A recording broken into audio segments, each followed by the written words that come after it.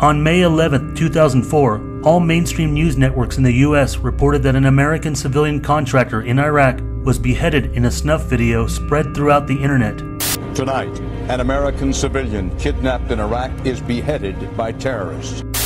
They call it revenge for the abuse and torture of Iraqi inmates at the Abu Ghraib prison. 5 hooded men claiming to be members of Al-Qaeda stand over their captive. Nick Berg, a 26-year-old American who came to Iraq to repair communications equipment. The next day, President Bush would chime in. I want to express my condolences to the family and friends of Nicholas Berg.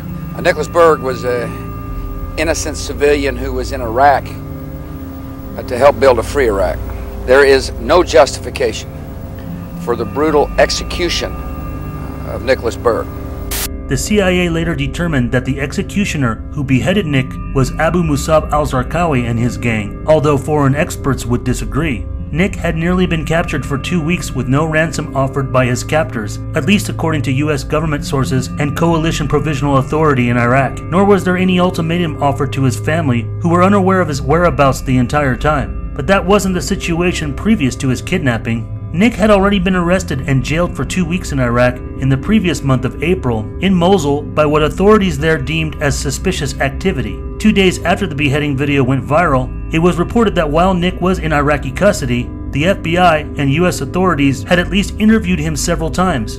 Berg's parents have insisted from the start that their son was held by the U.S. military and only released after they brought suit against the Department of Defense. As proof, they gave Associated Press emails they received from an embassy official, one of them saying, "I have confirmed that your son Nick is being detained by the U.S. military in Mosul." The State Department now says that these emails were sent, but insists they were based on faulty information provided to the U.S. consulate and that Berg was released before anyone at the State Department was aware of the lawsuit. The Attorney General confirmed that FBI agents talked with Berg several times while he was detained, but said they have determined that he was not involved in any terrorist activities, including the fact that Berg's email password had been found in the possession of the accused 9/11 co-conspirator, Zacarias Moussaoui.